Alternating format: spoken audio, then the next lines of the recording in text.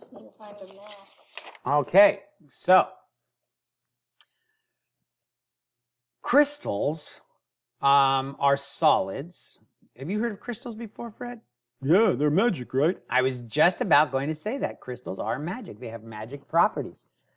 Now, you know, magic, whatever. But, man, one of the most powerful things that we can do with crystals is when we shoot X-rays at crystals, we see those X-rays bounce off in such a way that the resulting pattern that they form, the diffraction pattern that they form, tells us exactly what the molecular and atomic structure of those crystals are. So, in that way, crystals are quite magical to the scientific world. And the reason why this is possible is because crystals are repeating patterns of the same either molecule or structure over and over and over again. Now, this is different than a solid. A solid is essentially, you know, when the molecule, compound, material has condensed, and now the intermolecular forces are holding it together as closely packed together. But that doesn't necessarily mean it's a crystal, right? A single crystal means that all of the solid is organized in the same repeating manner over and over and over. So when you have sugar, it's, you know, a pile of sugar on a plate, right? That is, so there's our pile of sugar on this plate here. Each one of these little tiny itty bitty crystals, right, are in this pile here. If you're going to have a single crystal of sugar, that's not a sugar cube, right? That's just compressed in a certain shape. The sugar is compressed in a certain shape. A crystal is actual sugar molecules that are all arranged exactly the same way. And that's what a diamond is, right? Diamond, all the carbon atoms are arranged in the exact same pattern that repeats over and over. And these crystals, all crystals, are three-dimensional lattices. And we talked about three-dimensional lattices before. That's how ionic compounds are found at room temperature, right? And the smallest segment that repeats we call the unit cell, all right? And this unit cell for something like an ionic compound is often one or two of the different ions in the ionic compound. There are a couple different kind of lattice structures that we're going to talk about and introduce you to. Mainly what we want to be able to do, though, is look at a given unit cell and identify how many atoms of each kind are in that unit cell. All right? So, there's a simple cubic, a body-centered cubic, and a face-centered cubic. These are the three types of solids that we want, solid unit cells that we want to introduce to you, okay? Simple cubic means that, like this,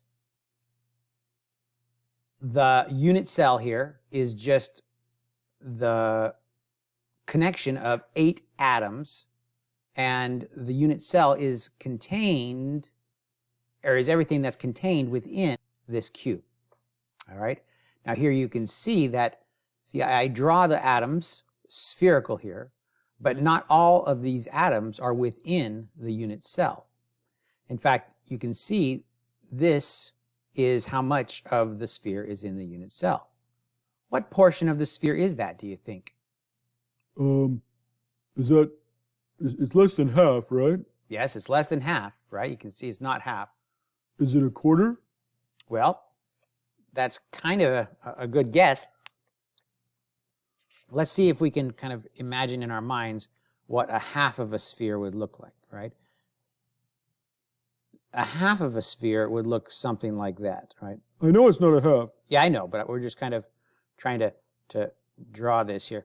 A full sphere would look something like this. Now, forgive my inability to draw good two-dimensional structures. This is a full sphere, or three-dimensional structures, and this is a half of a sphere. So a quarter of a sphere would look like something like this, right? Kind of like a slice of an orange, right? A slice of an orange. Can you see that a little bit? Yeah, I see that. So this isn't a quarter of a sphere. It's actually an eighth of a sphere, right? I've taken this and I'm going to try to cut that in half.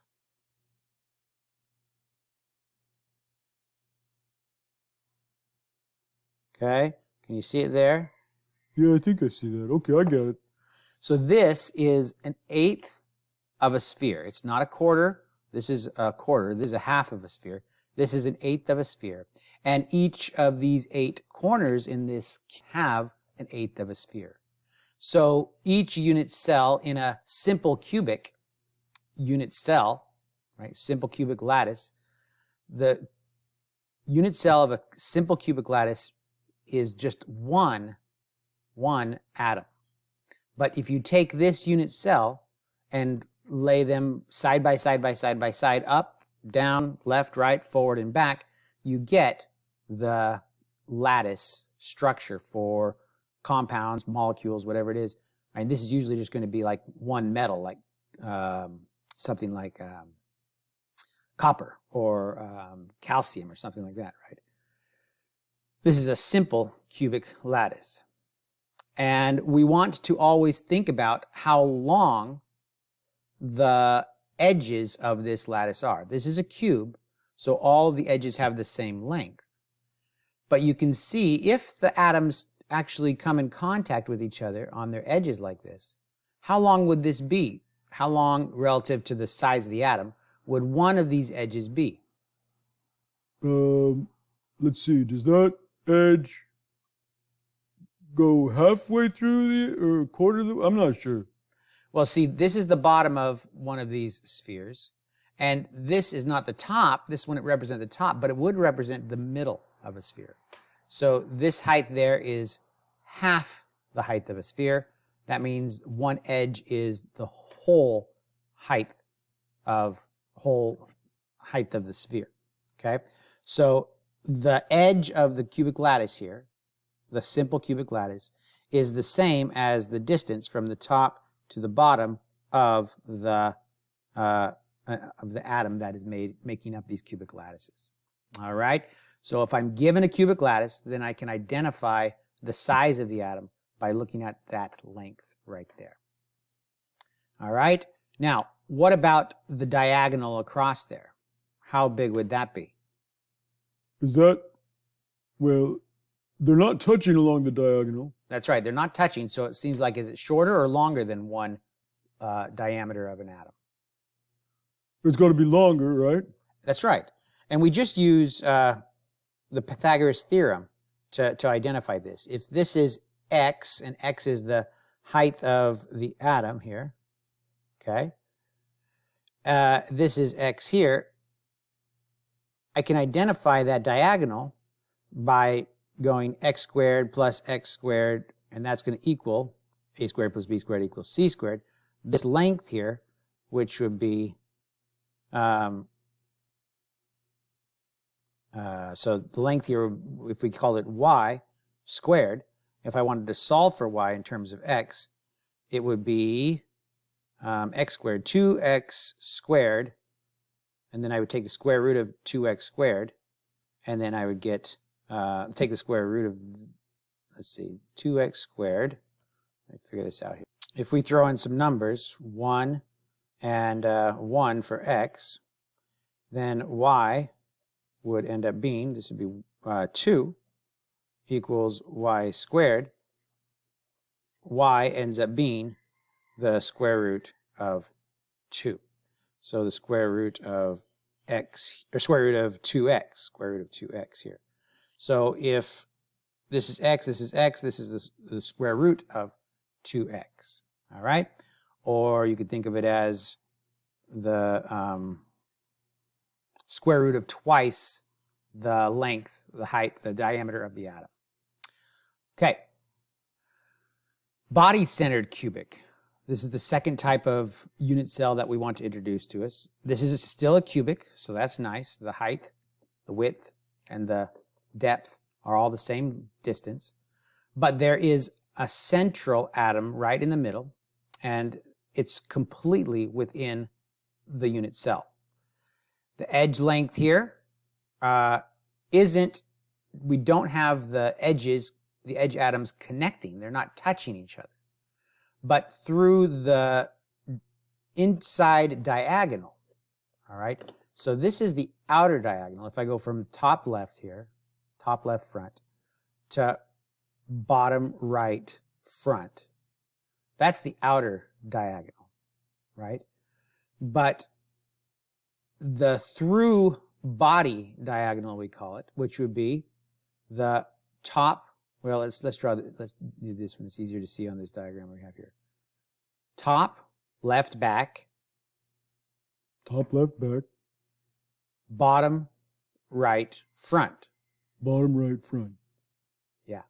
You see, that's a diagonal that goes through the body, the cubic cell there, and the unit cell, and it includes the diameter of one of the atoms.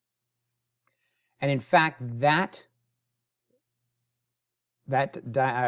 distance, that through body diameter, through body ray there, has a length of 2 atoms. The length of 2 atoms.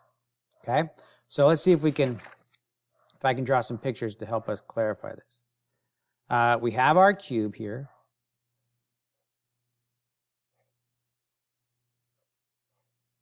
Okay? And like we said, the through body, right, is going to come through the body like that.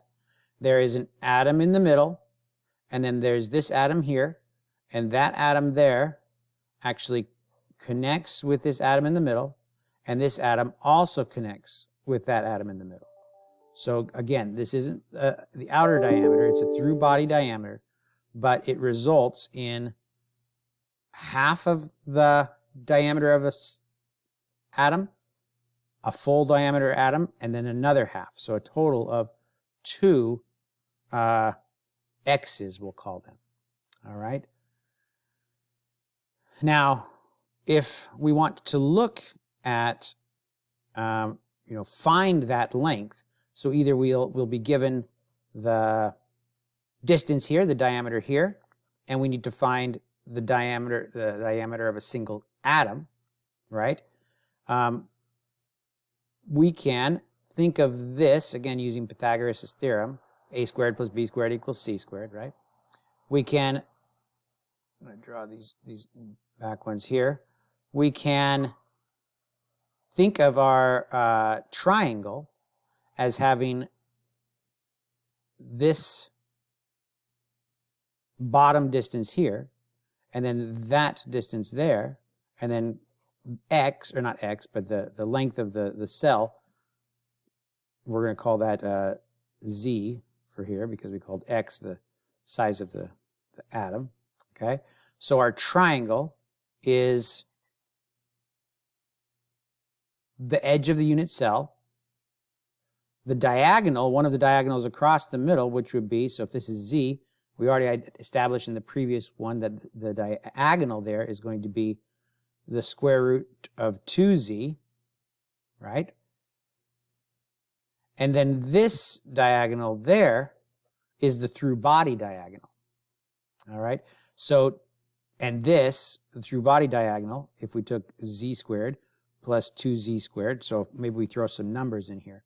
So we got 1, I'm going to throw 1 in for z, and then the square root of 2, a squared plus b squared.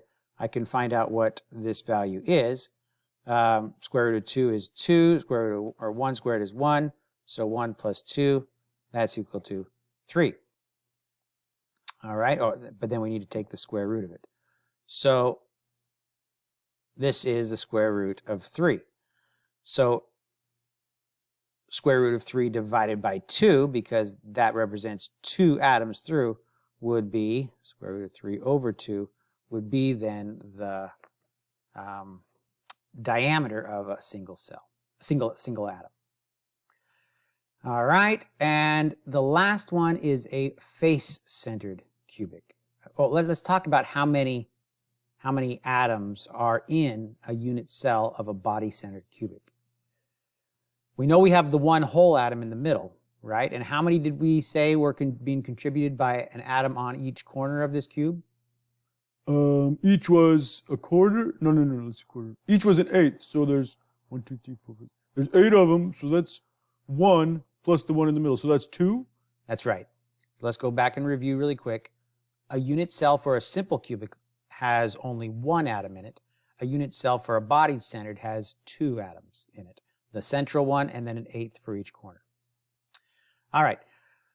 The third and last unit cell that we want to introduce to you is a face-centered cubic. Face-centered cubic. The face-centered cubic, as its name describes, it has half of an atom on the face, and not just the front face, but all 6 faces of the cube. And that half is protruding into the cubic. And so we have, just counting the green atoms here, 1/2 here, 1/2 on the back, 1/2 on top, 1/2 on the bottom. So that's 2 atoms altogether. Half on the right, half on the left. So that represents 3 atoms. And then these corners again, how many do they contribute?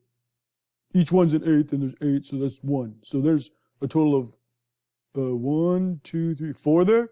That's right. In the face-centered cubic, there are 4 atoms. Now this is a sodium chloride, so you have intermingled with chloride ions, those are the green ones there, sodium ions as well. And if you were asked how many sodium ions are in this, so they would provide this structure for you and say this is the sodium ion, how many are there within that unit cell? Could you figure that out? Let's see. The gray one there. This one here? Yeah, that gray one. I guess all of them are the same, but that's not a half and it's not an eighth. Is that a quarter? That's right, it's a quarter. And each face has, well, let's see, there's 1, 2, 3, 4 if you go around the middle. And then on the top there's 4, and on the bottom there's 4. So that's quarter. 1, 2, that's 1, quarter, 2. So there's 3. That's right. And there's also one that you can't see in the middle. All right. So there's where you get your 4 sodium ions for the 4 different chloride ions. Oh, okay, got it. All right. So, and here we can see that a little bit better with things spread out a little bit. Our 4 sodium ions, 1 in the middle, 1 more included in these halves on the top, 2, 1 more included in these halves on the edges, 3, and then 1 more included on the halves on the bottom. Okay, so looking at these lattices then, these unit cells, can we identify how many atoms of each color are in all these 3 different lattices? All right, so for example, our first one there is some blue and green. How many greens are there and how many blues? Well, it looks like there's 1 green, that's for sure, and 8 eighths of blue, so that's 1 and 1. Very good. It's a 1-to-1 ratio. How about this one here? Oh, that looks crazy. Let's see. Are those blues all inside? They are. Very good. Good observation. So you see that there's 4 blues inside, and then how many yellows are inside that unit cell? The corners are 1/8 each, so that's 1. Good. What about this one? That's face-centered, right? That's right. So how much of it is inside the cell? Well, just half of it. So, but across the way, there's another half, so that's 1, 2, 3, so there's 4. So that's 4 and 4, or 1-to-1 ratio as well. That's right. Very good. How about here? Are all of those green inside? That's right. All these greens are inside. So there's 8 greens inside, and on the outside you got the blues, 1/2 on top, 1/2 on bottom, 2, 3, 4 again, right? Very good. So this is a 2-to-1 ratio. So this is cesium fluoride. This is zinc sulfate. and this is calcium fluoride. All right? So different ways in which the unit cells come together to form these three-dimensional lattices that we've talked about for so much time now. Okay. Now there's lots of different factors that determine the resulting unit cell, their shape, and there's lots of other unit cells out there, but those are the only ones that we're going to really want to be talking about for now. So let's try to do one of these problems here. Looking at silver, packs together in a face-centered cubic fashion, and the interplanar distance, d, which is the height, width, or depth of the unit cell, is 4.07 angstroms. And so what is the radius of the silver atom? 4.07 is the height of the unit cell? That's right. And is it cubic? Yes, it is a cube. That's right. It's still a cube. So we have here 4.07 is the height of the cube. And it's face-centered. Face-centered. So that's the one that has the face on the front of it, right? That's right. So if I draw the face right here, and we can go back and take a peek at it really quick here. Face-centered. There's one on the face.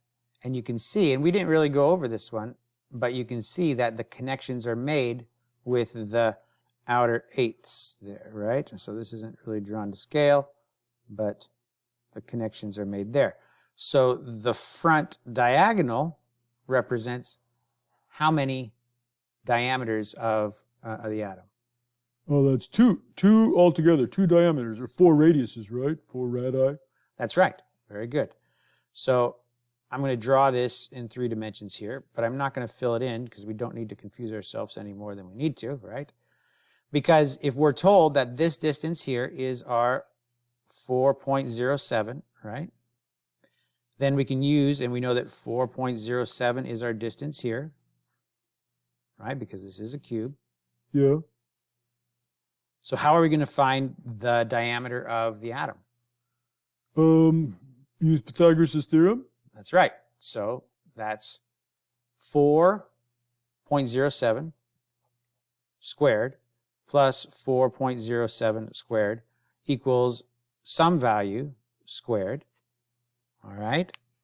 And that sum value will be the length here. And then if we take that x and divide it by 2, that should be our the diameter of our silver atom. So 4.07 squared plus 4.07 squared. All right, I'm going to take the square root of that value. All right, and then I'm going to divide by 4. And 1.4 should be, or not divide by 4, divide by, what is it asking for? It's asking for the radius. If I divided by 2, that would have been the diameter, but I divided by 4. 1, 2, 3, 4 radiuses. Okay, very good. So 1.44 angstroms is our resulting size of our radius of the atom of silver. Okay, good job, Fred. That's the end of chapter 12. Good stuff. See you next chapter. Bye.